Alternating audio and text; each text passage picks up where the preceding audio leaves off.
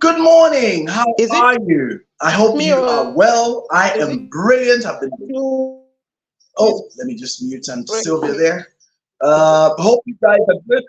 And we have been obviously doing well this morning. It's a Monday, and you know, when it's Mondays, what do? We have our usual. On Monday, we run with our this program, Unleashing Your Destiny. And then on Tuesday, we have the next one, which is Auntie Sylvia, who comes through with her session, which is the Mindset Change program. Then on Wednesdays, it is an open market. So those of you that are interested can actually be able to lock in and be part of that. Then on Thursdays, we have Dr. Nelly, who runs with her Prosperity for Your Soul. And then on Friday, we have Dr. Jackie, who comes through with her session, which is Healthy Tips. So this morning, we are here to run with our session, and that's my session, Unleashing Your Destiny. We've been looking at a very, very interesting series called Future Skills to Master Today. And we are dealing with different kind of skills that you can use in order to build and expand yourself. In other words, how can you as an individual be able to build and expand yourself? So these are hacks. I call them hacks because, simply put, in the internet lore, hacks are things that you do to shorten or ease the process with which you're able to do whatever it is you want to do. So if you've got the hard, longer way of doing things, you can use this and it can help you to do it in a much easier way. So that's what we call a hack. And this morning, we're looking at another very, very interesting hack which you can be able to take advantage of. So the topic, of course, is there, and it's on display, managing your digital platforms. We're looking at the second part of this particular topic. We had looked at it last week. We had started part one, and today I'm going to jump into part two. Now, as I get into part two, I will do a very brief recap of what I covered last week. So we talked about digital platforms that you can harness for personal development, enhancement, which can be a powerful way to improve various aspects of your life or one's life. And so the first one we looked at is online learning and skill development. We talked about utilizing online courses and platforms like Coursera, edX, Udemy, or Khan Academy to acquire new skills, whether they are related to your career or personal interests. So we say that there's so many of these platforms and they're free and they're available even as we speak. Then number two, we looked at productivity and time management tools. I favor Outlook. But it's not just Outlook. If you go on your apps, many of you on your phones, you've got the two different types. You've actually got both, what's it called now? Outlook. But on your phone, you've got Google Tasks. You've also got calendars there. And so if you are smart about this and you do your settings right on your phone, it should allow you to be able to engage and use that to help you manage your time. So then you've also got proper productivity platforms like Trello, Asana, Todoist to manage tasks and projects effectively. Microsoft also has a full-fledged platform called Microsoft Project. But you know, these days, when you go onto certain platforms, it can actually show you that there are really massive platforms that have been introduced online to manage tasks very, very powerfully.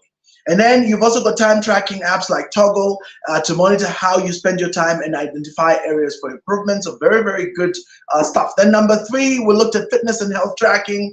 A lot of your phones, whether Android or Microsoft, whatever it is, have got apps already on them that help to manage your health, from footstep tracking to running, jogging, whatever it is. But you've got wearable fitness devices like Fitbit, smartphone apps like MyFitnessPal to track your physical activity, nutrition, and sleep patterns. A lot of those super smart, the smart watches also have on them features, especially the higher end ones, that can actually monitor your heart rate, they can monitor your BP, and a lot of other things. So it's amazing.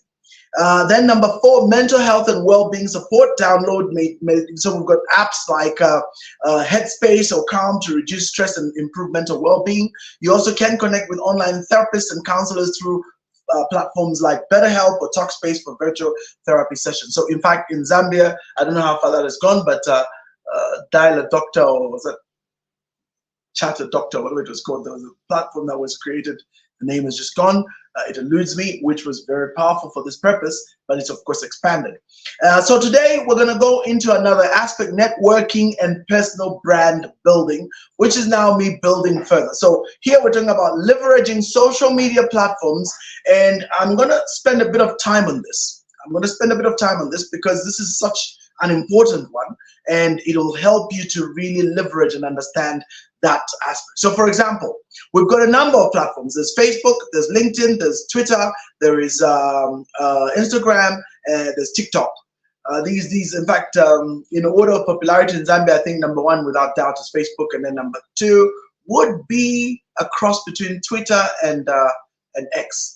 Although X is much more serious, Twitter is less serious. But each platform has its own pluses and minuses. So you need to learn how to utilize these properly. And then you've got Instagram, and then you've got LinkedIn. So for professionals, anybody who's in the professional space, who's looking to be in the sober job seeking market and things like that, LinkedIn is definitely the way to go. That's where you will pick up much more and gain more leverage. If you're a professional consultant as well, that helps a lot. And then of course, Twitter is for microblogging. So you got to be really good at microblogging to be able to utilize Twitter well.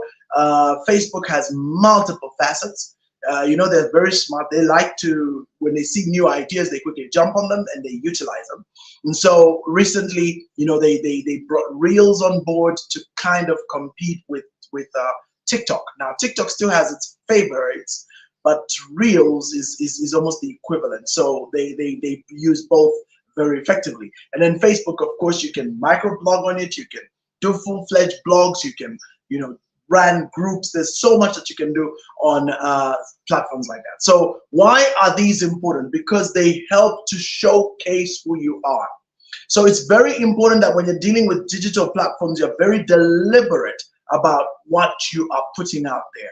How you want to be identified is how you go about putting yourself out there. That's extremely important, because a lot of people tend to kind of use these things in a social way, and then they also want to use it professionally. That's not going to work. So you need to have separate pages, separate setups for such settings. And when you do it properly, it works extremely well. I mean, one good doctor friend of mine, our company does work with them on their strategic plan, and that's Care Peak Hospital. Care Peak Hospital may not be known so well, but Dr. Mujajati. So Dr. Mujajati has been very strategic about the use of social media for the purposes of enhancing his brand, and he's done extremely well. I mean, he's sitting at some really big numbers. I think right now he's sitting just under 500,000, if not 500,000 followers, which is massive. Now, and then the caliber and type of followers that will follow Dr. Mujajati are the type of people who would easily convert into customers. And you see, if you follow the medical profession, they are not allowed to advertise. So what Dr. Mujajati does is he does not advertise Care Peak in any way. But what they do is he speaks in his personal capacity, and he gives education. He's what you call an infotainer.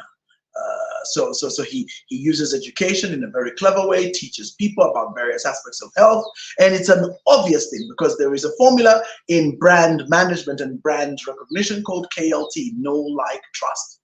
When people know you, they come and look and see what you're offering, and if they like what they see, then they start to like you. And then as they like you and find that the information that you're giving is reliable and can be utilized to their betterment, then you know what happens? They now trust you. So it's literally naturally a conclusion that once they like you, they are very likely to actually follow through and come seek you out when they have an issue that they want to deal with. So when they have some issue, some challenge, who's the first thing that comes to mind? The person that's most visible.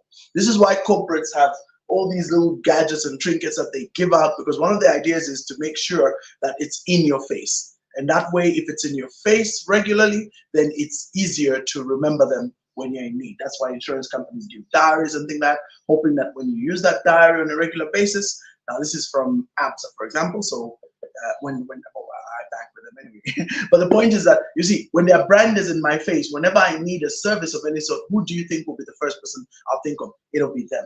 And that's why it's so important in your brand management that you keep yourself in front of your prospects and potential clients. This is so critical because it's the difference between progressing or not progressing. So brand recognition, social media can be leveraged very powerfully. I mean, everyone is on social media. Now, another thing you could do, which is very effective, is to actually start a blog, a podcast, or a YouTube channel. Now, let me explain what each one of these are. Okay, and again, remember, this is for the purposes of sharing your knowledge and building personal brand in your niche. So let's deal with the two, a podcast, a blog. All right, so let's start with a blog. Blogs are wrongly called blogs by people in Zambia. You know, people who create a WhatsApp group and call it a blog. That's the wrong name. A blog is basically a place where you write down your ideas. Okay, so you have to be a pretty decent writer at least, and then you can put down some notes together about a particular topic. So all you need to do is just think of content. So there are ways in which you can brainstorm content. I'm not going to go into that. But once you have figured out what you're going to be saying, then make it a regular thing. So make it a point that every single day or every other day or every 3 days, but be consistent. The key here is consistency. Post on that particular subject. And you don't need to write a lot. That's the beauty about social media, since people have got the attention span of a fly. So you want to kind of keep it brief. Maybe 200 words, tops 300 words. That's really stretching it. 200 words, 100 words. Now I get away with murder sometimes, but I cater for all the groups. I do the micro blogs, which are pretty much 20 words at most, and it's just there. And I also do the fairly medium-sized articles, 100 words, and then I go for the long ones, 200, 300, 400. I've even posted 1,000 words before. So it just depends on the people on the platform and what they want, and it will cater to different groups, and you'll be amazed. People will read the longer stuff if it appeals to them. So that's the key there. That's the key right there. It's the same story with video content as well. So video content posting is called vlogging. Okay, the most famous vlogger I know in Zambia is Simon Moralane TV, SML TV, which is Chitambala Mora. So you know very well that he vlogs ferociously. He's always vlogging. So he does so much vlogging that he has become literally a source of entertainment for so many people, but they get educated as well. That has also established him as a very solid brand. So he's very, very committed to his process. He's got gimbals, he's got all kinds of gadgets that he uses to ensure that the quality of his work is good, and he does that regularly. So this is something that he does very consistently. So vlogging is very powerful as well, and vlogging is a powerful way of getting your brand known. So we know very well that because he vlogs ferociously, a lot of corporates have been to him. We've seen placement of products on his tables. You know, he's worked with Trade Kings, he's worked with different companies, organizations that have gone to him and paid him money in order to be there. Heck, I've even paid him as well to feature on some of his platforms in order to draw certain attention for certain things I'm doing, because he has a larger platform. He has much more reach than even I do. So those are things. And again, SML TV sits at almost 500,000-600,000 followers. That's quite some sizable, group. And with that kind of group, you can easily be able to leverage and do a lot with it. Now, of course, we know that there are those who build very, very solid brands in our country with over 1 million followers. Interestingly, the ladies seem to be leading in that space. I could be wrong. I need to go and check and see. Besides Yomaps is at 1 million plus followers. But we know that also people like Machado Mwanza, Moizu Kanji, and I can't remember who else. I know there's a few people that have crossed the 1 million followers. But the news platforms on social media, of course, are dominating, with Mwebantu sitting at about, I think, 3 million followers, if I'm not wrong, 2.5, somewhere there, 2.8. So these are serious things, because when you build and get that much number of followers, this establishes you as an authority, and you can leverage that for income. We are leveraging this platform for income because we do have a reach of between 200,000 to 300,000 every week. In fact, our reach probably goes higher than that. I need to do some math on it, but yeah, we should be at 200,000 to 300,000 reach. Now, that's a very good reach. Reach means people see it. Now, whether they go ahead and actually use it is a different story, but they see it. So this My friend, sorry for taking a bit long on this. This is very important because leveraging social media is insane. If you go and look at the top influencers today in the world, all of them are on one platform or another of social media. In fact, the bigger their brand, the more they are on all of them. So what they've done is they have ensured that they have a presence everywhere. So, for example, somebody that I greatly admire and follow is Vosita Mbikwai. Vosi has spread himself quite well, but of course his biggest reach is Twitter, which is X nowadays, Facebook, and TikTok. Surprise, surprise. The other day, I actually, is he on TikTok? Because he has these reels he plays on Facebook. So I went to TikTok and I was like, oh, makes sense. So he's sitting at about 800,000 followers on TikTok, about 1.5 million on Facebook. I don't know what he has on LinkedIn. I've never really followed him there. I'm sure he has a following. But his biggest platforms are Twitter, Facebook, and LinkedIn. So you realize, and TikTok. So you realize that these are powerful platforms and they can leverage very, very well. And of course, he has a very powerful website. And that's another thing I'm always telling a lot of people, that you need to have a website. Why? Because here's my point. All these platforms and their numbers are not yours. That's number one. They belong to Facebook, they belong to Twitter, they belong to X. And people really learn a very painful lesson when they have an incident. Because when something goes wrong and you violate their so-called rules, you know what they do? They just block you, or they punish you, or they lock you up, or they switch up your thing, or they take it away, they ban you. So if you're a person who speaks relatively controversial topics like I do, I'm always teetering on the edge of being banned. So I have to be very careful with my words and things like that.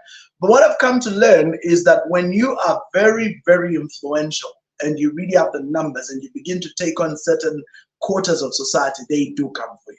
I mean, recently Russell Brand started being accused of rape and whatever it is. Russell Brand, come on. Russell Brand has a 6.4 million followership on YouTube, and you know what they've done? They demonetized it. So this is a very common method they use to punish people who go kind of against the establishment, and we know who they are. Andrew Tate has a massive following, but they've literally switched off all these platforms. So we have to understand that this is the kind of reality we could be dealing with. So a lot of times, if this be the case, you want to have a platform you can go to. One of the biggest, most influential names I know in the conspiracy space, two of them, is Alex Jones, the conspiracy guy, and David Icke. Now, David Icke is huge. So is Louis Farrakhan. These are huge, big names. They are not on any platform because they've been banned on all of them. Why? Because of what they say. But you know how they get, oh, now Andrew Tate has joined that list. But you know what these guys do? They have their own platform. So you got to have your website. And on your website, you harness people. So you use these social media platforms as spokes to bring them all to your place. One great marketer many, many years ago said, and I'll never forget, Greg Abrams, he said, if you are active in any form of business and do not have a list, you're insane. Now, that was heavy. So my question to all of you who call yourself entrepreneurs here, do you have a list? Do you have a deliberate, regular list? I wish I could switch on my computer right now and show you the lists I have. I have 12,000 names, in fact, 15,000 names. Whenever I want to do a massive campaign of any sort at any time in the future, I can do it easily because I've got lists. And not only do I just have lists, they are segmented. They are segmented according to each particular feature. So I have multiple websites as a result of that. Unleashing Your Destiny has its own website. 7 Principles for Financial Prosperity has its own website. Destiny Peak Pro as a company has its own website. RevWalter.com, which is my brand, will have its own website. My book, 5 Major Reasons Africa is Poor, has its own website. And I can keep giving you list upon list upon list of websites. Why do I have that? Because I learned a long time ago that they can switch you off. They can literally take your list away. Another good example was Dumisani. Recently, he underwent a hack. Just over the weekend, I was helping. I work with Dr. Mumba. We manage, we help manage, look at that, the cat out of the bag. But I work with Dr. Mumba's media team. And so we manage his page. And over the weekend, it was almost hacked. Oh my God. That's the scariest we've ever gotten to. Almost got hacked. Like, almost got hacked. But thankfully, I have a lot of tools and stuff. When this hack came, they got in touch with me very quickly, said, Rev, look, there's something going on here. And then myself and my good buddy, I can't mention his name, who manages Doc's page, we sat there and for 2 to 3 hours, we had a conference call, even we brought Dr. Mumba on the call. We were looking at what's going on. We briefed him on what's happening, and thank God it didn't happen. Why? Because we were alert. But I can tell you, I understand how Bank of Zambia got hacked. I understand how Dumisani lost his page, and so many other people. In fact, they are so elaborately brilliant at it right now that most people listening to me right now, you could have your page hacked. And that is scary, because what that does is they take away all your work. So imagine a person like SML TV, or imagine a person like Dr. Mujajati, or even imagine a person like, what's her name? Like Yomax or Mutale Mwanza, and they're sitting at 1 million plus followers, and then boom, your page is gone, done, hacked, and you're gonna start from 1, because that's basically what happens. You have to start from 0. The page is gone, never to be gotten back. It's so painful, and that's why we insist and encourage people to have a website, to have a way to harness these names so that you can contact them via WhatsApp, you can contact them via, SMS, you can contact them via bulk SMS, of course, you can contact them via email, because these are the 3 most common platforms in which you can do it. And then if you're marketing a big event, you can literally call them physically. So you have those lists available at any time. This, my friends, is a lifesaver. Because then whenever a situation occurs, whether you're banned by the owners of the site platform like Facebook, or you're hacked by some unscrupulous character, who does the online hacking, it won't affect you, because you can go back to all your people, message them and tell them, hey guys, we've been hacked. Can you please make sure ABCDFG? So do that. And what that does for you is it keeps you safe. And of course, there are platforms like Telegram, and I think Facebook now, and WhatsApp are learning, so they've also gone and done something similar to Telegram. They've built what they call communities. I think they can do 500 people in a community, but Telegram does 100,000 people on their platform. So it's really powerful as a channel. You can use those to build and establish yourself. Sorry, I've taken a bit long on leveraging social media, but this is one of the most powerful hacks you can have in terms of managing digital platforms. So we quickly move on. Financial management and investment tools.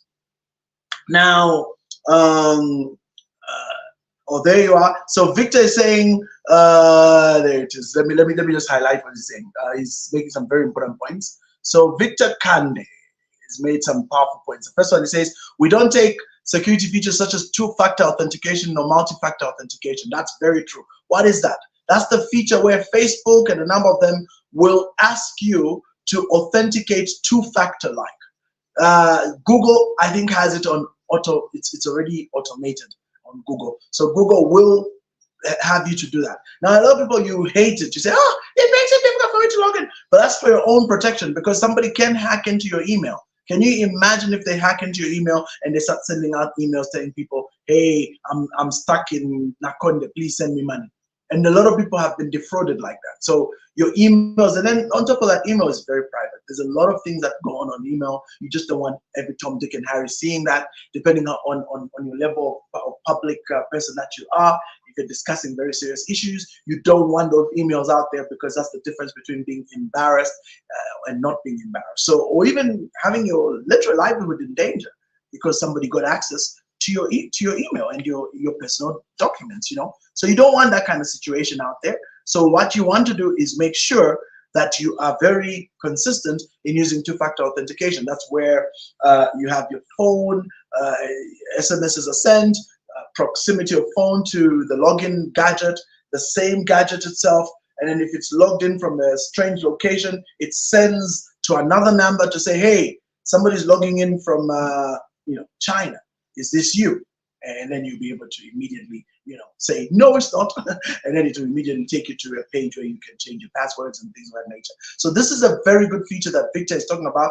A lot of you are listening to me right now. If you're listening, you want to have that on. So don't say, oh, it's making it so difficult for me. And then just even the passwords themselves. Don't do passwords like your children's name date of birth. Those are things that hackers can easily guess. So what you want is something a bit more difficult. So that's why they like to ask you to mix capitals and small capitals, numbers, and of course characters, like asterisks and hashtags and things of that nature. So when you mix those, it makes it more difficult. Capitals and I found one method which is so powerful and it's a very difficult one to guess. You can literally think of a scripture in the Bible. For example, for God so loved the world that he gave his only begotten son. That can be a password, but how you do it, the first word for is a capital, God is small capital, small case, and then loved big, and so on and so forth. So you just go FG, just like that. And then from there, if you want to make it difficult, you can put numbers between. So F1, G2, L3, just like that. And then you can, for good measure, at the end, put asterisk and hash and the 1. And just that's a hack. Take it from me, that's a horrendously difficult password to guess. It would need literally to just be looking at it and copy it, because they won't know which scripture you are using. The letters will look random, but for you, you're using a scripture and doing small letter, big letter, and numbers in between 1, 2, 3, 4, or you can go backwards 7, 6, 5, 4, 3, in between the gaps. Powerful hack. It works all the time. So that's a very, very good one. And then he goes on to say that he also says there are very powerful security protection methods that add hardware security to your account as a user. Very true. So you've got the post code, the codes that are sent, back end codes. These are things that can help to protect your account. And he goes on to finally say there are even device authentication apps such as Google Authenticator that integrate with other apps to send random security codes every time you want to log info into any other application. That one is something that I use myself. I have all of them on my phone, including the secret code senders. I send them to various apps, and this way, if I log in from a strange location, it will ask me. If I log in out of the country, it will ask me, and that's why we have all these features. The whole aim is to protect yourself, because if they're gonna steal your details, it's gonna mess you up. And I like what Healing Hub says. And birthdays of self and loved ones, anniversaries, absolute no for passwords. Agreed. And you see, a lot of people, this is why they end up being hacked, because they're so easy to guess. But a lot of people are just plain careless. So they log in all over the place. They log in on strange machines in internet cafes. I don't know how many times I've gone to an internet cafe and I check and I see somebody actually logged in and left it still on. Like their email is right there exposed. Do you know what I can do? A person like me, with my knowledge, what I can do with that? I just go in, change a password, connect my phone, because most of them haven't, and done. That person's account is hacked. So a lot of people get hacked this way. So be very, very careful. Now, I just need to kind of wrap this up, because I guess we were feeling that. But let's quickly finish with financial management and investment tools. Use budgeting apps like Mint or YNAB to track your expenses and save money. There's a lot of apps that do budgeting. Just type the word budgeting in apps and you see tons will come up.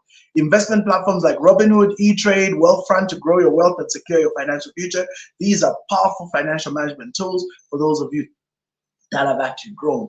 Then you've also got language learning and cultural exposure, where learn a new language through language learning apps like Duolingo, Rosetta Stone, or Babbel.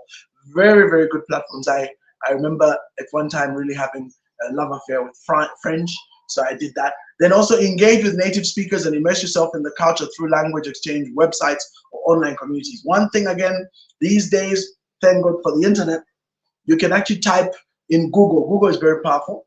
You can type in English and it'll translate. It's not just Google, all these platforms. You can type in English, translate, and then you can put a speaker. Yes, it'll sound terrible, but at least it'll get you. So if you go into a strange land and you don't know the language, you can literally use your phone and it'll help. I'm looking for this, and then you type and then change it to Chinese, and it plays in Chinese, and then they'll take your phone and type and answer back. And you can communicate just like that. And it really works. You can finish and off you go. So literally the idea of a transponder in Star Trek has come to life. The only difference is that you're typing on the phone, but it's really amazing. Online goal setting and tracking. Use goal setting apps like Smart Goals or Habitica to set and track your personal objectives, and then regularly review your progress and adjust your strategies to stay on track. So there's apps that help you to stay on track. Amazing. Can you imagine that? So these again are such powerful tools. Let me do the last one. The last one: ebooks and audiobooks for knowledge consumption. Instead of you sitting there listening to music, why not listen to a book? I do that a lot when I'm working in the mornings. That's a lot of people say, "What type? How do you read? How do you manage?"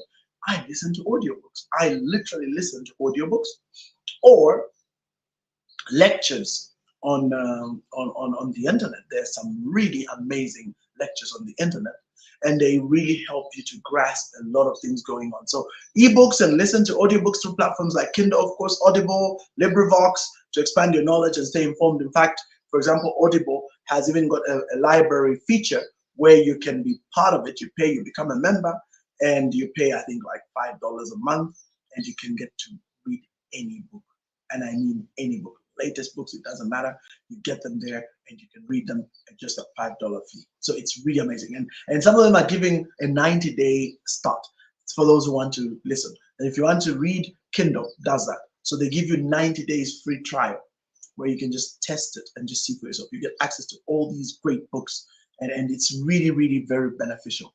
Now, those, my friends, are part of what I wanted to share. So I want you to know that the key to harnessing digital platforms for personal performance enhancement is to be consistent and intentional in your usage. Tailor your choices to your specific goals and needs, and regularly evaluate your progress to make necessary adjustments. Okay, so in my next transmission next week, we're going to be looking at personal brand and managing your personal brand, and why this is absolutely critical for getting ahead in a cutthroat world. So I will also dig deep into particular tips around personal management, like in terms of brand management. So you remember we talked a lot about social media, and I talked about branding. I talked about leveraging, social media, but this time we're going to go deeper into the branding side. How do you make sure that you brand and establish yourself powerfully? So this is something that you can be able to access next week, and it'll be available right here. That's the topic I'll handle. You will see me post a notice on it next week.